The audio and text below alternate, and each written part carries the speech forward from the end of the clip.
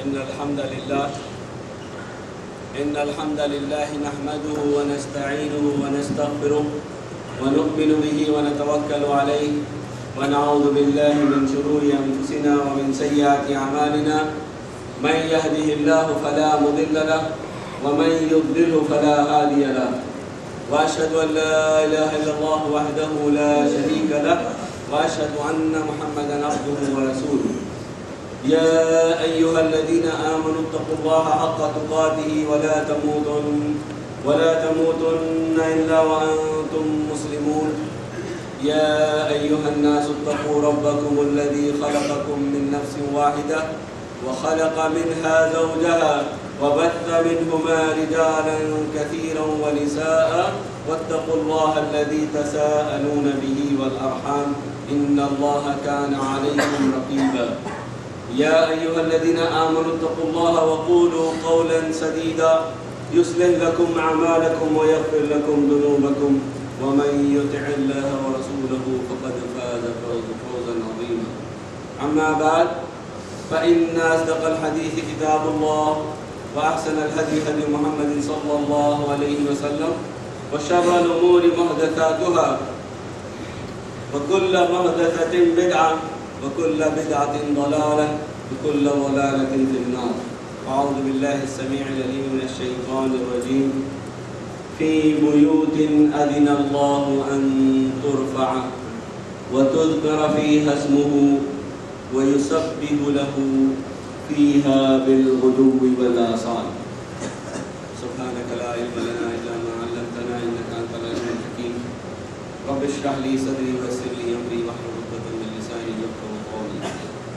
حمد ثنا کبریائی تمام تر تعریفیں اللہ رب العزت کے لیے ہی لائق و زیبا ہیں، جو اس تمام کائنات کا خالق، مالک، رازق، داتا، مشکل کشا، حاجت روا اور سب کچھ وہی ہے۔ انگنت درود و سلام ہو امام الانبیاء والمرسلین، رحمت للعالمین، شفیع المذنبین، سید الاولین والآخرین، خاتم النبیین، محمد رسول اللہ صلی اللہ علیہ وآلہ وسلم کی ذات گرامی پر اللہم صلی وسلم وبارک علی محمد صلی اللہ علیہ وآلہ وسلم۔ بزرگان دین، اسلامی بھائیوں، دوستوں اور پیارے بچوں، آج کا ہمارا موضوع ہے رعایت المساجد، مساجد کی دیکھ بھال، مسجد میں آنے کے آداب، مسجد کی صفائی ستھرائی کا خیال۔ اللہ تبارک و تعالیٰ نے اس مسجد کے مقام کو بہت بلند فرمایا۔ یہ بیوت اللہ کہلاتے ہیں، اللہ کے گھر ہیں۔ اللہ جل شانہ کے ذکر، اس کی تسبیح، اس کے کلام پاک کی تلاوت، اس کی تفہیم انہی گھروں میں ہوتی ہے، اور انہی گھروں سے ہر انسان ایمان کی شمع جلاتا ہے، اور اس ایمان کی شمع سے روشن خود بھی ہوتا ہے اور دوسروں کے اندھیرے بھی دور کرتا ہے، اور انہی گھروں کے ذریعے سے وہ عبادت کر کے اللہ تبارک و تعالیٰ کا قرب حاصل کرتا ہے۔ خاص طور سے جب وہ سجدے میں ہوتا ہے تو اللہ تعالیٰ کے بہت زیادہ قریب ہوتا ہے۔ اللہ تبارک و تعالیٰ فرماتے ہیں وَاسْجُدْ وَاقْتَرِب، سجدہ کرو اور میرے قریب آ جاؤ۔ سب سے زیادہ بندہ جو اللہ تعالیٰ کے قریب ہوتا ہے وہ سجدے کی حالت میں، اور وہ بھی مومنین پر یہ مساجد میں آنا مردوں پر فرض کر دیا ہے۔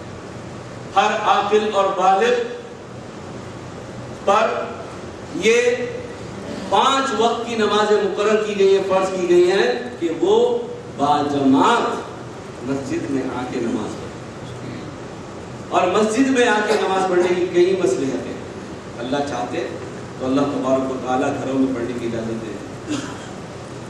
آج بہت سارے ادیان کے لوگ، ان کے دینوں میں بھی نماز بھی تھی، روزہ بھی تھا، لیکن نہ اب ان کی نماز کا کوئی تصور باقی رہ گیا ہے اور نہ ہی روزے کا۔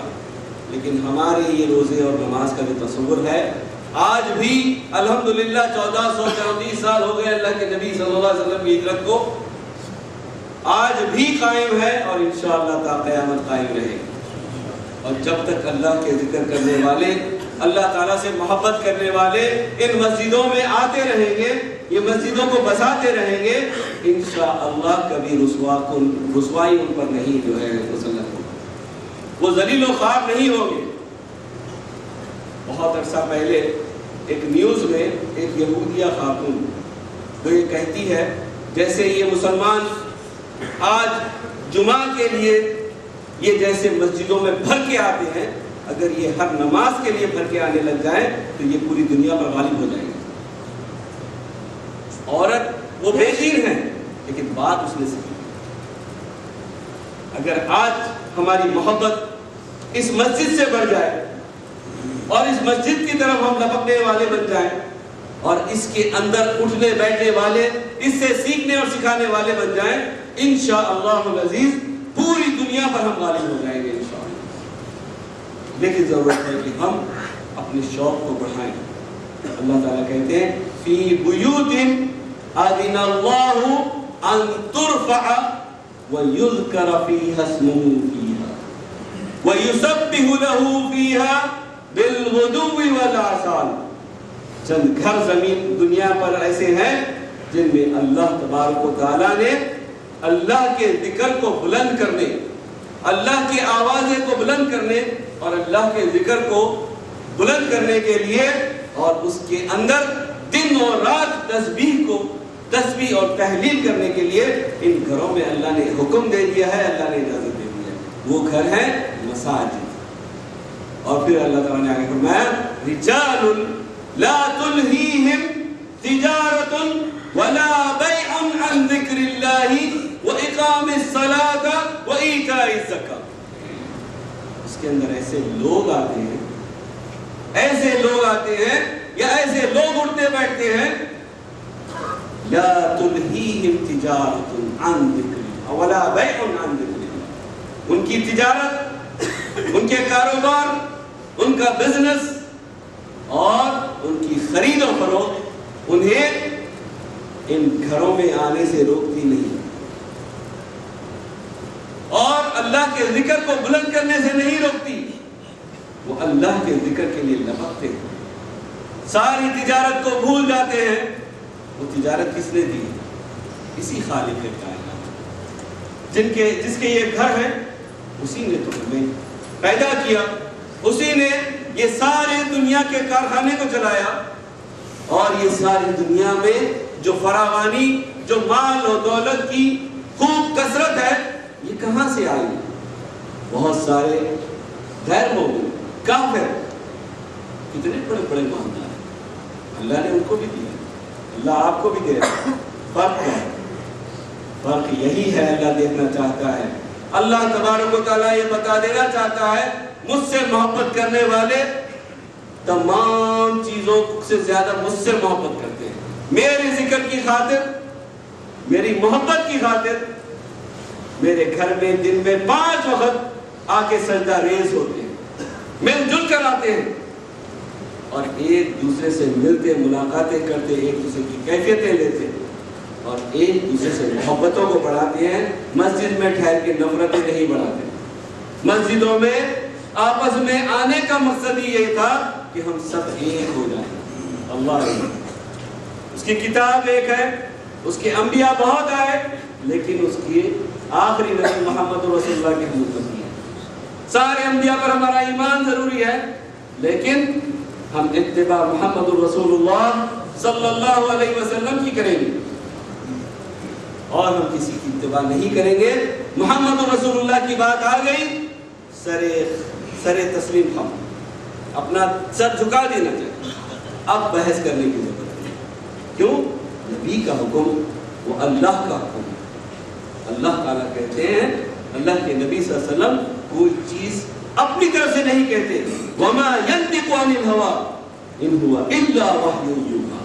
اللہ کے نبی صلی اللہ علیہ وسلم جو کچھ کہتے ہیں وحی کے ذریعے سے کہتے ہیں، یعنی پتہ یہ چلا کہ نبی کا حکم اصل میں اللہ کا۔ وَمَن يُطِعِ الرَّسُولَ فَقَدْ أَطَاعَ اللَّهَ۔ جس نے رسول کی اطاعت کر لی اس نے اللہ کی اطاعت کر لی۔ یہ مسجدیں دلوں کو جوڑنے کے لیے، محبتوں کو بڑھانے کے لیے ہیں، ایک دوسرے کے ساتھ مل جل کے رہنے کے لیے ہیں، نہ کہ ایک دوسرے کے ساتھ دشمنی بڑھانے کے لیے۔ ان مسجدوں میں لوگوں کو بلائیں، لے کر آئیں، قرآن کی آیتیں پڑھ پڑھ کے سنائیں، سمجھائیں اور لوگوں کو دین پر عمل کرنے کے لیے بلائیں۔ اور یہی جو مسجدیں ہیں یہ جو ہے، اور یہ مسجدوں کے اندر ہی ہمارے نبی، ہمارے صحابہ کرام، ہمارے اسلاف، یہ ان کی یہ یونیورسٹی تھی، یہیں سے انہوں نے پورا دین سیکھا، یہیں سے اللہ کے نبی صلی اللہ علیہ وسلم کی میراث بٹی ہے، یہی وہ جگہ ہے جہاں سے اللہ کے نبی کی میراث بٹی ہے۔ اسی لیے احب البلاد الی اللہ مساجدها، اللہ کے نبی صلی اللہ علیہ وسلم نے فرمایا دنیا میں بہت جتنی زمین پوری دنیا کی ہے یا پوری کائنات ہے، اس کائنات کے اندر سب سے محبت اور پسندیدہ جگہ جو ہے اللہ تعالیٰ کی وہ مسجدیں ہیں۔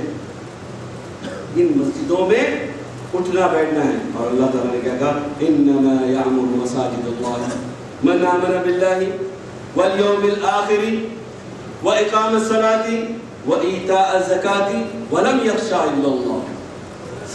کیا کہا؟ انما یعمر مساجد اللہ من آمن باللہ والیوم الآخر۔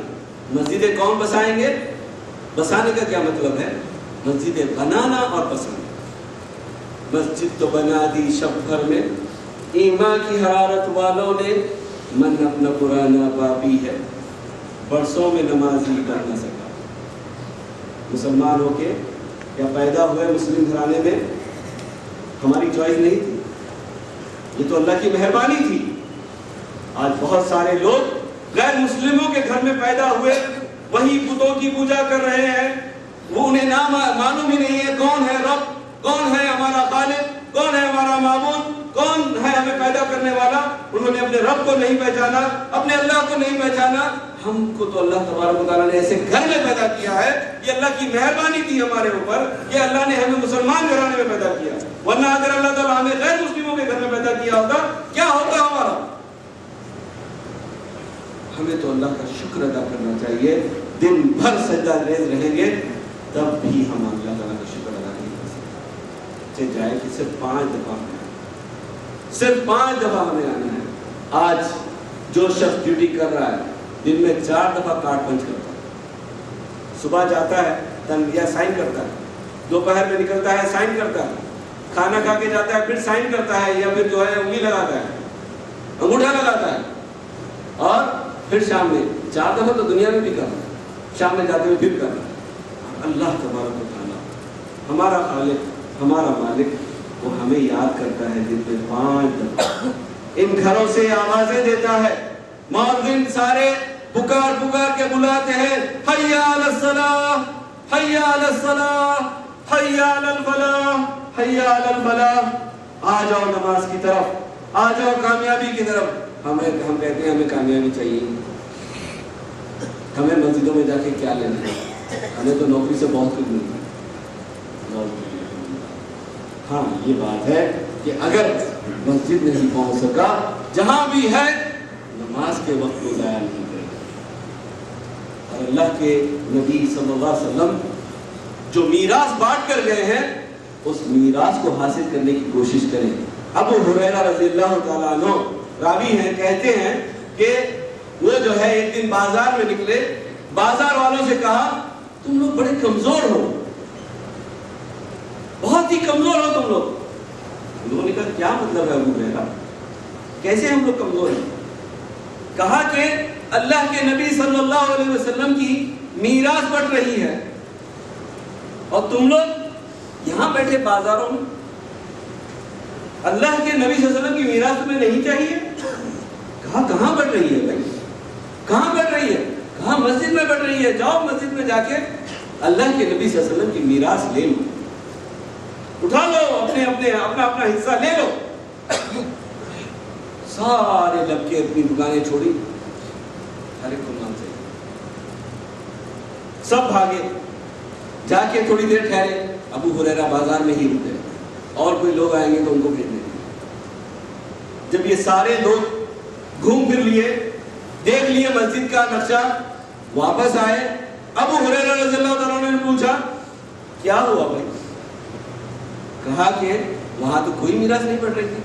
آپ نے کہا میراث بڑھ رہی ہے، وہاں پر تو کچھ نہیں بڑھ رہا تھا، ہم نے کوئی ایسی چیز نہیں دیکھی. کہا کیا دیکھا تم لوگوں نے؟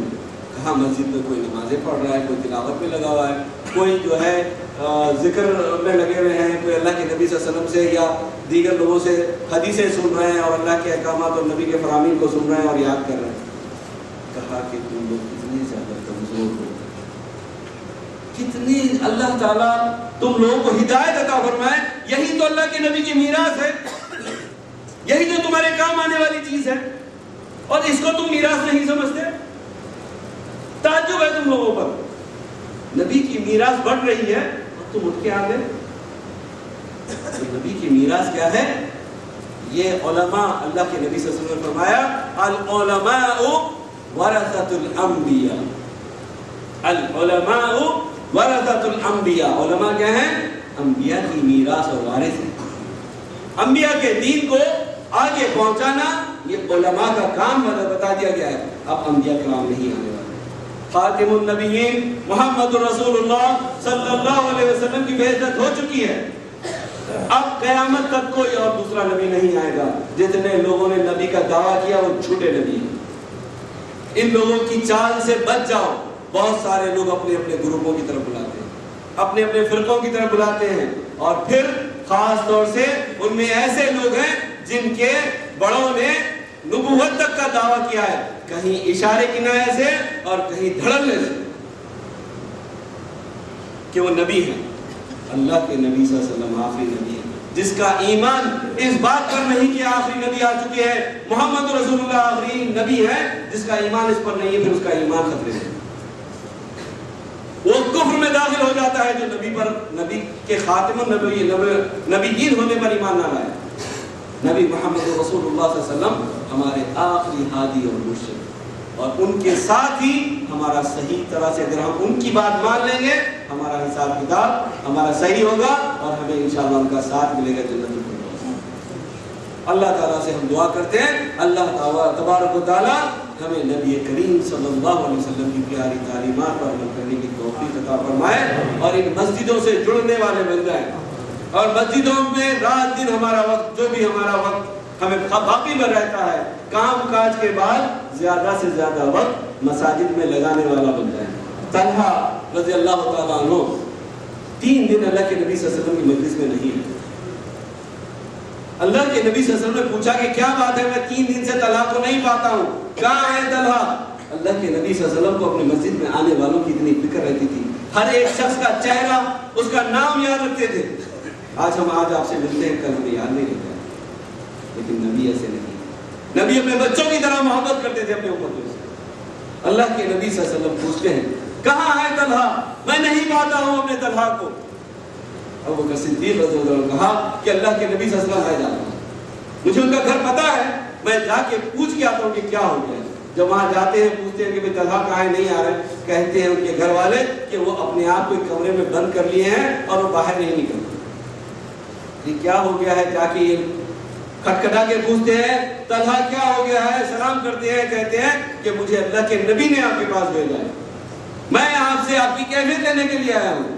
جب وہ دروازہ کھولتے ہیں، بلاتے ہیں، جب اندر جاتے ہیں تو پوچھتے ہیں کہ کیا ہو گیا ہے کہ تم مسجد میں آتے نہیں، 3 دن ہو گئے، 3 دن مسجد میں نہیں پہنچے. اللہ کے نبی صلی اللہ علیہ وسلم ان کو یاد کر رہے ہیں اور کہتے ہیں کہ وہ طلحہ کہتے ہیں کہ طلحہ منافق ہو گیا ہے. کہتے ہیں کیسی بات کر رہے ہو تم جیسا صحابی کیسے جو ہے منافق ہو گیا ہے؟ کہتے ہیں اے ابو بکر صدیق رضی اللہ تعالیٰ عنہ، میں جب اللہ کے نبی صلی اللہ علیہ وسلم کی مجلس میں ہوتا ہوں، میں مسجد میں بیٹھتا ہوں تو میرے دل کی کیفیت یہ ہوتی ہے، جنت اور جہنم کے واقعہ سنتا ہوں، میں چاہتا ہوں کہ دین کی خاطر میں سب کچھ چھوڑ دوں اور میں دین کو حاصل کرنے کے لیے، جنت کو حاصل کرنے کے لیے لگ جاؤں. لیکن جب گھر میں آتا ہوں تو بیوی بچوں کے کام کاج میں لگ جاتا ہوں، بازار جانا، سودا سلوک لانا، ان چیزوں میں پھر میری ایمان کی کیفیت جو ہے وہ بدل جاتی ہے. مسجد میں کچھ ایمان کی کیفیت، گھر میں کچھ ایمان کی کیفیت. میں یہ منافقت نہیں ہے تو کیا ہے؟ کہتے ہیں ابو بکر صدیق رضی اللہ عنہ، واللہ یہ کیفیت تو میری بھی ہوتی ہے. ابوبکر صدیق کہتے ہیں میری بھی ہوتی ہے. چلو ہم دونوں چلتے ہیں, اللہ کے نبی سے پوچھتے ہیں. اللہ کے نبی صلی اللہ علیہ وسلم کے پاس جا کے پوچھتے ہیں, اللہ کے نبی صلی اللہ علیہ وسلم یہ معاملہ ہے اس لیے نہیں آ رہے تھے. اللہ کے نبی فرماتے ہیں کہ تمہاری وہ کیفیت جو میری مجلس میں ہے اگر گھر میں رہنے لگ جائے تو تم تو فرشتے ہو جاؤ گے. تمہیں پتہ نہیں ہے ایمان میں گھٹوتی اور بڑھوتی ہوتی رہتی ہے, ایمان کم اور زیادہ ہوتا رہتا ہے.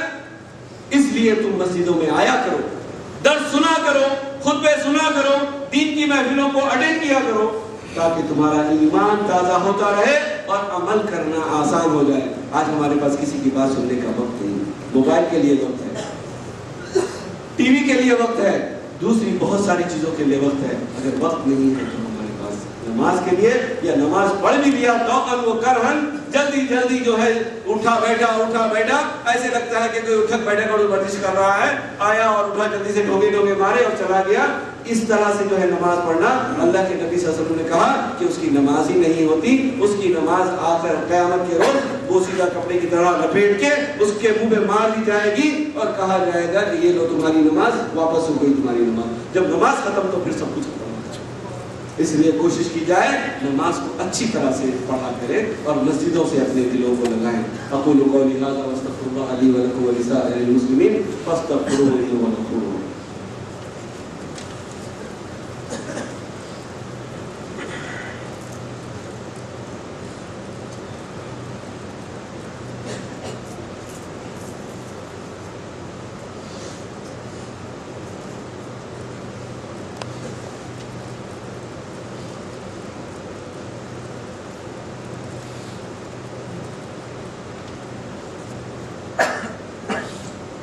الحمدللہ وکفیٰ وسلام علی الذین اصطفیٰ اما بعد.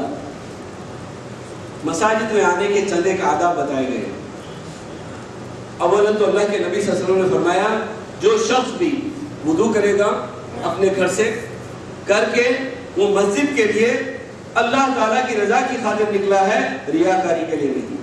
لوگوں کو دکھائے کہ لوگ کہیں مسلی بن گئے, بہت بڑے مسلی, بڑے نمازی نہیں, بلکہ اللہ کی خاطر خالص اللہ کی رضا کے لیے جب نکلتا ہے وضو کر کے, اس کا ایک قدم دایاں قدم جب پڑتا ہے اللہ تبارک و تعالیٰ اس کے ایک گناہ کو معاف فرما دے, اس کے ایک درجے کو بلند فرما دے, ایک درجے کو جنت میں بلند فرما دے اور ایک اس کے نیکی نامہ نامہ میں لکھی جاتی ہے.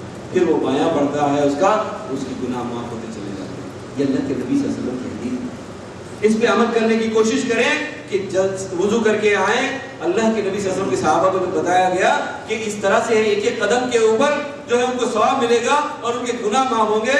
لوگوں نے جو ہے گھر چھوڑ کے دوسری جگہ گھر لینے شروع کر دیے دور دور, تاکہ ہم جتنے زیادہ دور رہیں گے اتنے زیادہ قدم ہمارے پڑیں گے اور اتنا زیادہ ہمیں ثواب ملے گا. ہمارا معاملہ الٹا ہو گیا.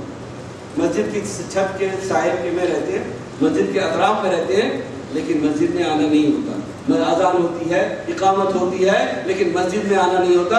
ہم سمجھتے ہیں کہ وہ اتنی مسجد بھی ہمارے لیے دور ہو جاتی ہے, جبکہ صحابہ کرام کا شوق کیا تھا کہ وہ قدم قدم جو ہے وہ گننے کے لیے وہ دور جا کے رہنے دیتے ہیں. اور اللہ تبارک و تعالیٰ نے ہمیں حکم دیا ہے اذا نودی للصلاة من یوم الجمعة فاسعوا الى ذکر اللہ وذروا البیع. یہ تو خصوصی حکم تو جمعہ کا ہے, لیکن جب ندا لگا دی جائے اللہ تبارک و تعالیٰ کے ذکر کے لیے لب کو, خصوصاً جمعے کے روز, بلکہ ایام خالی ایام میں بھی جو ممکن ہو سکے اللہ کے نبی صلی اللہ علیہ وسلم سے. عبداللہ ابن ام مکتوم رضی اللہ تعالیٰ عنہ نابینا صحابی ہیں. اللہ کے نبی صلی اللہ علیہ وسلم سے پوچھا, اللہ کے رسول صلی اللہ علیہ وسلم اگر کیا ہم مسجد میں نابینا ہوں, مجھے کوئی لانے والا نہیں ملتا, مسجد میں لانے والا نہیں ملتا, اگر میں گھر میں نماز پڑھ لوں تو کیا ہے؟ اللہ کے نبی صلی اللہ علیہ وسلم نے فرمایا اچھا ٹھیک ہے پڑھ لو. تھوڑی دور آگے بڑھے تھے, اللہ کے نبی صلی اللہ علیہ وسلم نے پوچھا کہ تمہیں مسجد میں تمہارے گھر میں اذان کی آواز آتی ہے؟ کہا ہاں آتی ہے. کہا پھر تمہارے لیے آنا ضروری ہے. نابینا صحابی جس کی آنکھیں نہیں ہیں اس کو اللہ کے نبی حکم دے رہے ہیں کہ تم کو بھی مسجد میں آ کے نماز پڑھنا ضروری ہے. اور ہماری تو الحمدللہ آنکھیں ہیں. اللہ تعالیٰ قرآن میں کہتے ہیں جو ہماری آیتوں کو بھلا دے گا قیامت کے روز ہم اسے اندھا اٹھائیں گے. اس کی آیتیں کیا ہیں؟ اقیم الصلاۃ یا ایھا الذین آمنوا اطیعوا اللہ واطیعوا الرسول. اللہ کی اطاعت کرو, رسول کی اطاعت کرو, اقامت الصلاۃ کرو, نماز پڑھو, زکوٰۃ دو, نماز پڑھو. ہزاروں دفعہ حکم ہے. اور اس کی آیتوں کو بھلا دیں گے تو کیا ہوگا؟ ہماری آنکھیں اللہ ہمیں محفوظ رکھے، ہماری خطاؤں کو معاف فرمائے، ہماری غلطیوں کو معاف فرمائے۔ اللہ تبارک و تعالیٰ ہمیں نمازوں کی پابندی کرنے والا بنائے۔ اسی طرح سے اللہ کے نبی صلی اللہ علیہ وسلم نے کہا جمعے کے روز بعض آداب سکھائے۔ اللہ کے نبی صلی اللہ علیہ وسلم نے فرمایا، ایک صحابی اللہ کے رسول صلی اللہ علیہ وسلم خطبہ دیتے کھڑے ہوئے، ایک صحابی لوگوں کے کندھوں پہ سے اگلتے ہوئے آ رہے ہیں، لوگوں کو ہٹاتے ہوئے آ رہے ہیں۔ اللہ کے نبی صلی اللہ علیہ وسلم نے فرمایا اجلس فقط آذیت، تم بیٹھ جاؤ، تم نے تو جو ہے لوگوں کو اذیت پہنچائی ہے، تکلیف پہنچائی ہے، تمہیں جہاں جگہ مل جائے تم وہیں بیٹھ۔ اور اکثر لوگوں کو دیکھا گیا ہے خطیب خطبہ دے رہے ہوتے ہیں، پہلے آ کے بیٹھے ہوئے لوگ، پہلے آ کے لوگ بیٹھے ہوئے ہیں، اور اب پہلے جو سنتیں پڑھنا تھا، جو نفلیں پڑھنا تھا پڑھ لی، اب اس کے بعد میں جب خطیب صاحب جو ہے منبر پہ کھڑے ہیں، اس کے بعد اٹھ کے کھڑے ہو کے 2 رکعت 4 رکعت پڑھنا شروع کر دیتے ہیں۔ اللہ کے نبی صلی اللہ علیہ وسلم نے اس سے منع کیا ہے، بلکہ اس کا الٹا حکم یہ ہے کہ اگر آپ خطبے کی حالت میں پہنچے تو بیٹھنے سے پہلے 2 رکعت پڑھ کے بیٹھ جائیں، وہ بھی ہلکی۔ اللہ کے نبی صلی اللہ علیہ وسلم خطبہ دے رہے اور ایک صحابی آئے اور وہ جو ہے بیٹھ گئے، انہوں نے سوچا کہ خطبہ ہو رہا ہے، میں خطبہ سن لوں، بیٹھ گئے۔ اللہ کے نبی صلی اللہ علیہ وسلم نے خطبہ روک کے ان سے پوچھا تم نے 2 رکعت نماز پڑھ لی ہے؟ انہوں نے کہا نہیں۔ کہا اٹھو اور ہلکے 2 رکعت پڑھو۔ اور ایک بات یاد رکھیں، جمعے کے روز سنتوں میں خصوصی کوئی سنتیں نہیں آئی ہیں۔ جمعے کے روز جب بھی انسان، یعنی باقی ایام میں تو ہے نا، جیسے کہ ظہر میں آپ آئے اس کے بعد 4 رکعت آپ کی سنتیں موجود ہیں، 2 کر کے 4 یا دونوں ملا کے بھی چاروں ملا کے پڑھ سکتے ہو، لیکن جمعے کے روز کوئی خصوصی سنت نہیں ہے۔ آپ جب آ گئے مسجد میں 2 رکعت کر کے جتنے رکعت آپ نے پڑھنا ہے پڑھتے چلے جائیں۔ آپ 2 ہی پڑھنا چاہتے ہیں وہ کافی ہے، آپ 4 پڑھنا چاہتے ہیں کافی ہے، 6 پڑھنا چاہتے ہیں کافی ہے۔ آپ جب تک کہ مؤذن صاحب اذان دے کے اقامہ اور منبر پہ خطیب نہ آ جائے، جب تک آپ 100 رکعت پڑھنے کی آپ کی طاقت ہے آپ پڑھ سکتے ہیں۔ لیکن اگر منبر پہ خطیب آ گئے ہیں اور آپ پہلے سے بیٹھے ہو، اب اٹھ کے پڑھنا غلطی ہے، اور خطبہ جو ہے چھوڑ کے آپ نماز پڑھنے لگ جاؤ گے، آپ کو خطبے کا ثواب نہیں ملے گا، آپ آج کی نماز سے اور نماز کے ثواب سے محروم رہ جاؤ گے خصوصیت کے ساتھ۔ اس کے علاوہ مساجد میں بیٹھے ہوئے ہو تو کیا حکم ہے؟ آج تو ہمارے موبائل بج رہے ہیں۔ اللہ کے نبی صلی اللہ علیہ وسلم نے کہا اگر تم لوگوں کے درمیان میں تلاوت کرو تو اپنی آوازوں کو پست کرو۔ جمعے کے روز لوگ آتے ہیں، اتنے سارے لوگ بیٹھے ہوئے ہیں، اس میں سے 4-5 آدمی کی آواز بڑی زور سے آتی رہتی ہے، 1-2 آدمی کی آواز زور سے آتی رہتی ہے، جس سے دوسروں کو تشویش ہوتی ہے۔ دوسرا نہ تو قرآن پڑھ سکتا ہے نہ نماز پڑھ سکتا ہے، باہر سے آیا ہے وہ سنتیں پڑھ رہا ہے، نوافل پڑھ رہا ہے، اس کی نفل نہیں ہو سکتی، کیوں؟ آپ کی زور کی آواز سے۔ اسی طرح سے جو بھی، اور خاص طور سے موبائل میں مختلف گانے اور جو کچھ بھی ہے آپ سائلنٹ کریں یا سوئچ آف کر کے رکھ دیں، لیکن مسجد میں گانے نہیں بننے چاہیے، مسجد میں کوئی موسیقی یا میوزک نہیں بننی چاہیے۔ یہ جو شیطانی آلات ہیں اگر یہ ہمارے استعمال کے لیے بہت اچھی ہیں، لیکن ان کا استعمال اگر اس طرح سے شیطانی طریقے سے کیا جائے، اگر ان کی موسیقی اور میوزک، یہ تو اللہ کے نبی صلی اللہ علیہ وسلم نے کہا کہ میں تو مضامین توڑنے کے لیے آیا اور ہم مسجدوں میں لے کر آؤں۔ اگر ہو سکے تو گھروں میں چھوڑ کر آئیں موبائل، اور اگر لانا ہی ہے تو سوئچ آف کر کے یا سائلنٹ کر کے رکھنا، اس کی رنگ نہیں بجنی چاہیے، نمازی کو تشویش نہیں ہونی چاہیے۔ کچھ بھی لگائیں، آپ قرآن بھی لگاتے ہیں تب بھی تشویش ہوتی ہے، کیونکہ وہ تو رکوع میں ہے اور قرآن وہاں پر آ جاتا ہے، وہ سجدے میں ہے قرآن کی آواز آ رہی ہے، آپ تشویش ہوتی ہے۔ اس سے آپ لوگوں کو بچائیں۔ اللہ کے نبی صلی اللہ علیہ وسلم کی فرامین کے مطابق آپ کوشش کریں کہ ایسے لوگ، اور خاص طور سے مساجد میں دروس دینا، مسجدوں میں بیٹھنا، مجلسوں میں بیٹھنا چاہیے، لیکن وہ علماء جو یہاں پر خاص طور سے ایسے علماء ہوں اوتھینٹک کتاب و سنت کی طرف بلانے والے، فرقہ بندی اور ٹکڑوں میں جو ہے اپنی جماعتیں اور گروہ بندی بنانے والوں میں نہیں، بلکہ مصلحت اور حکمت، قرآن اور سنت کی دعوت دیں، قرآن سنائے، حدیث سنائے، کسی کو کوئی گروہ بندی نہ کرنی، ہاں کوئی درس دے رہا ہے یا کوئی خطبہ دے رہا ہے یا کچھ بھی کر رہا ہے، اللہ اور اس کے رسول کے ساتھ جڑے، فرقہ بندی نہیں۔ اللہ تعالیٰ نے کیا کہا؟ اللہ تبارک تعالیٰ نے کہا وَلَا تَفَرَّقُوا، فرقہ بندی مت کرو۔